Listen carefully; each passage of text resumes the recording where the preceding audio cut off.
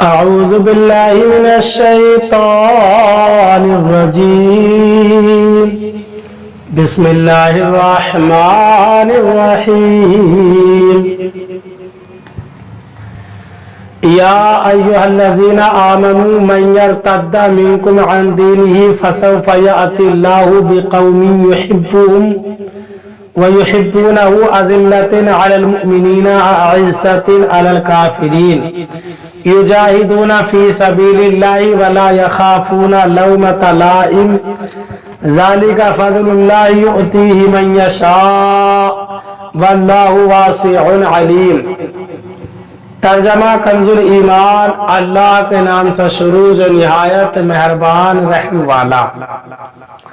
اے ایمان والو، تم میں جو کوئی اپنے دین سے پھرے گا تو عنقریب اللہ ایسے لوگ لائے گا کہ وہ اللہ کے پیارے اور اللہ کا پیارا اللہ ان کا پیارا مسلمانوں پر نرم اور کافروں پر سخت اللہ کی راہ میں لڑیں گے اور کسی ملامت کرنے والے کی ملامت کا اندیشہ نہ کریں گے۔ یہ اللہ کا فضل ہے جسے چاہے دے اور اللہ وسعت والا علم والا ہے۔ ترجمہ کنزُ العرفان، اے ایمان والو، تم میں جو کوئی اپنے دین سے پھرے گا تو عنقریب اللہ ایسی قوم لے آئے گا جن سے اللہ محبت فرماتا ہے اور وہ اللہ سے محبت کرتے ہیں، مسلمانوں پر نرم اور کافروں پر سخت ہیں، اللہ کی راہ میں جہاد کرتے ہیں اور کسی ملامت کرنے والے کی ملامت سے نہیں ڈرتے۔ یہ اچھی سیرت اللہ کا فضل ہے، جسے چاہتا ہے عطا فرما دیتا ہے اور اللہ وسعت والا علم والا ہے۔ من یرتد منکم عن دینی، تم میں جو کوئی اپنے دین سے پھرے گا، کفار کے ساتھ دوستی یاریوں اور محبت و قلبی تعلق چونکہ بعض اوقات بے دینی اور ارتداد کا سبب بن جاتا ہے، اس لیے کفار سے دوستی کی ممانعت کے بعد مرتدین کا ذکر فرمایا اور مرتد ہونے سے پہلے لوگوں کے مرتد ہونے کی خبر دی، چنانچہ یہ خبر سچ ثابت ہوئی اور بہت سے لوگ مرتد ہوئے۔ فَسَوْفَ يَأْتِي اللَّهُ بِقَوْمٍ يُحِبُّهُمْ، تو عنقریب اللہ ایسی قوم لے آئے گا جن سے اللہ محبت فرماتا ہے۔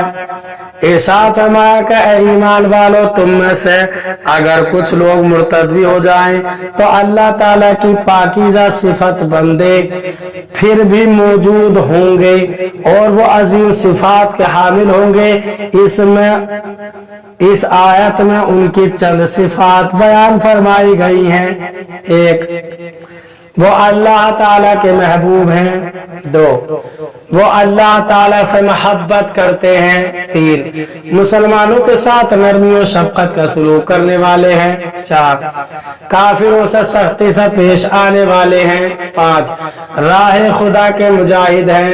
چھ، حق بیان کرنے میں کسی کی ملامت کی پرواہ نہیں کرتے بلکہ حق گو اور حق گوئی میں بے باک ہیں۔ یہ صفات جن حضرات کی ہیں وہ کون ہیں؟ اس میں کئی اقوال ہیں۔ ایک، حضرت علی المرتضیٰ کرم اللہ تعالیٰ وجہ کریم، امام حسن بصری اور حضرت قتادہ رضی اللہ تعالیٰ نے کہا کہ یہ حضرات سیدنا ابو بکر صدیق رضی اللہ تعالیٰ عنہ اور ان کے وہ ساتھی ہیں جنہوں نے نبی اکرم صلی اللہ علیہ وسلم کے بعد مرتد ہونے والوں اور زکوٰۃ کے منکروں سے جہاد کیا۔ دو، حضرت عیاض بن غنم اشعری رضی اللہ تعالیٰ عنہ سے مروی ہے کہ جب یہ آیت نازل ہوئی تو سرکار دو عالم صلی اللہ علیہ وسلم نے حضرت ابو موسیٰ اشعری رضی اللہ تعالیٰ عنہ کی نسبت فرمایا کہ یہ ان کی قوم ہے۔ تین، ایک قول یہ ہے کہ یہ لوگ اہل یمن ہیں جن کی تاریخ بخاری و مسلم کی حدیثوں میں آئی ہے۔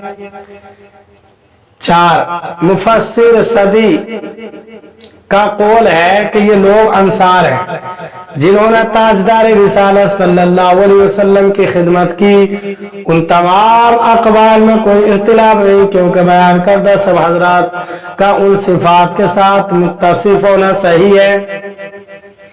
इस आयत में मुसलमानों के सामने एक कामिल मुसलमान का नमूना भी पेश कर दिया गया कि कामिल मुसलमान कैसा होता है। हमें भी ऊपर बयान करदा सिफात की रोशनी में अपने ऊपर गौर कर लेना चाहिए। मुसलमानों की खैर ख्वाही के हवाले से ये वाकया एक अजीम मिसाल है।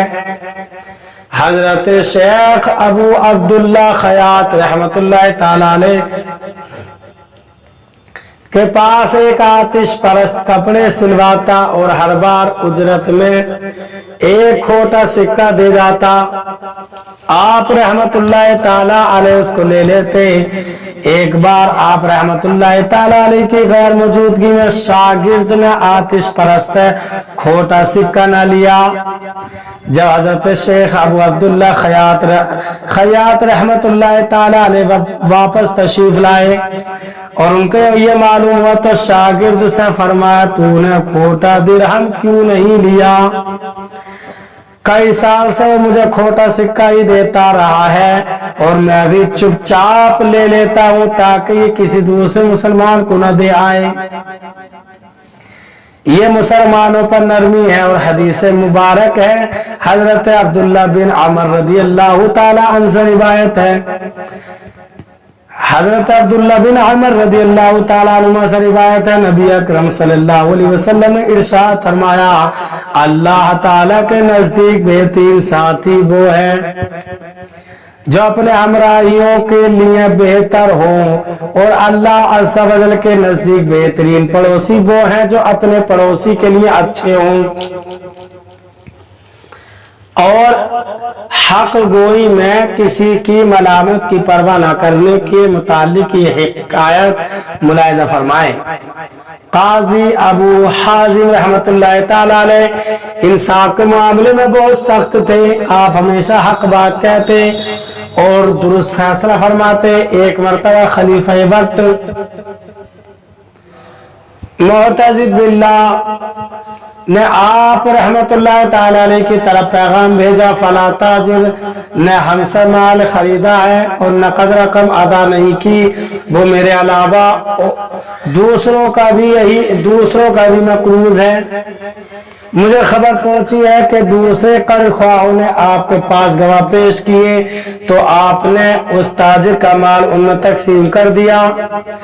मुझे उस माल से कुछ भी नहीं मिला, हालांकि जिस तरह वो दूसरों का मकरूज था इसी तरह मेरा भी था, लिहाजा मेरा भी हिस्सा दिया जाए।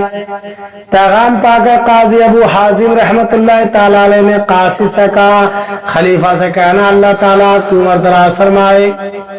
वो वक्त याद करो जब आपने मुझसे कहा था मैंने फैसलों की जिम्मेदारी का बोझ अपनी गर्दन से उतार कर तुम्हारे गले में डाल दिया है। ऐ खलीफा, अब मैं फैसला करने का मुख्तार हूँ और मेरे लिए जायज नहीं कि गवाहों के बगैर किसी मुद्दई के हक में फैसला करूँ। कासिद ने काजी साहब का पैगाम सुनाया तो खलीफा ने कहा, जाओ काजी साहब से कहो मेरे पास बहुत मोतबर और मुअज़्ज़ब गवाह मौजूद हैं। जब काजी साहब को ये पैगाम मिला तो फरमाया, गवाह मेरे सामने आकर गवाही दे, मैं उनसे पूछ गछ करूंगा। शहादत के तकाजों पर पूरे उतरे तो उनकी गवाही कबूल कर लूंगा, वरना वही फैसला काबिल अमल रहेगा जो मैं कर चुका हूँ। जब गवाहों को काजी साहब का ये पैगाम पहुंचा तो उन्होंने आप रहमतुल्लाह ताला अलैह से खौफ खाते हुए अदालत आने से इनकार कर दिया। लिहाजा काजी साहब ने खलीफा मुअतज़िद बिल्लाह का दावा रद्द करते हुए उसे कुछ भी न भिजवाया। अल्लाह ताला हमें कुरान पाक पर अमल की तौफीक अता फरमाए, आमीन।